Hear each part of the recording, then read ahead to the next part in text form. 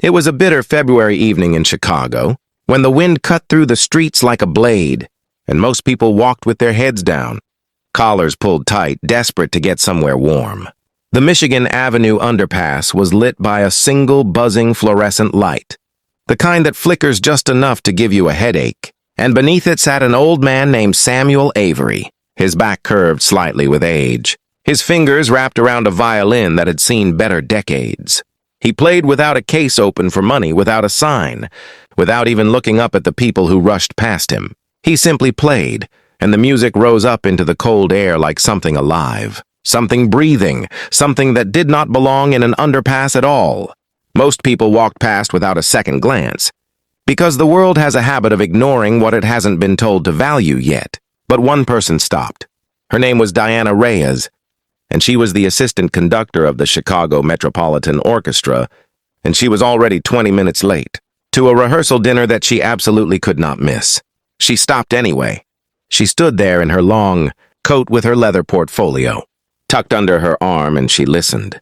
And something happened inside her chest that she hadn't felt in a long time, something that reminded her of why she had chosen music in the first place, back when she was 7 years old and her grandmother played old records in a tiny kitchen.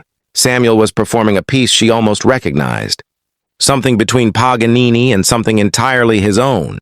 A conversation between classical structure and raw human feeling, technically flawless but emotionally untamed, like watching a river that follows no map. She missed the dinner. She stood in the cold for 40 minutes and listened until her toes went numb.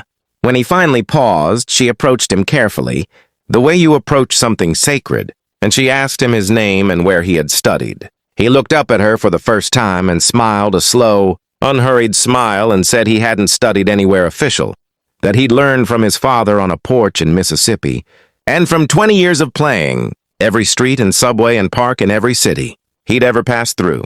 Diana asked him if he would be willing to come to the orchestra hall, not as a guest, just to play for her privately, so she could hear him properly. He agreed with a quietness that suggested he was doing her a favor more than she was doing him one. 3 days later, Samuel Avery walked into the Chicago Metropolitan Orchestra Hall wearing a clean but worn flannel shirt and carrying his battered violin case. And the handful of musicians still, lingering after rehearsal, glanced at him the way people glance at something that doesn't match the room. Diana introduced him simply by name and asked him to play whatever he wished.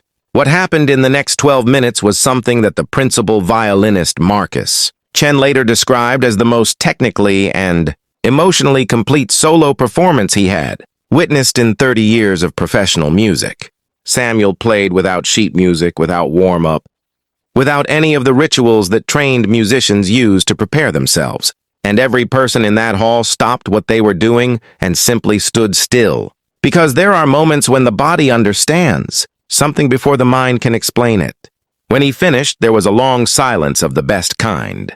The kind that means no one wants to be the first to break something beautiful. Marcus Chen, who was known for being nearly impossible to impress, set down his bow and walked across the stage and shook Samuel's hand and said nothing, because nothing needed to be said. Diana offered Samuel a guest performance spot at the Spring Gala, one of the most prestigious events on the city's cultural calendar, with an audience that included donors, politicians, and some of the most celebrated musicians in the country. Samuel thought about it for a moment, then nodded and said he supposed he could do that.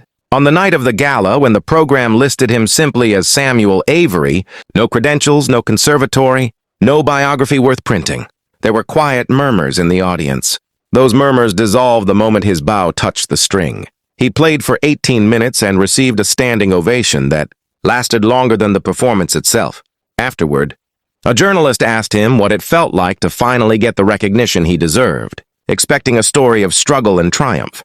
Samuel just smiled that same slow smile and said he'd always had everything he needed, that the street taught him the only audience that truly mattered was the music itself. He picked up his case, thanked Diana with a quiet handshake, and walked back out into the Chicago night, belonging entirely to himself. If this story moved you, please like, share, and subscribe to Kindness Corner Stories, where every story is a reminder that greatness lives in the most unexpected places.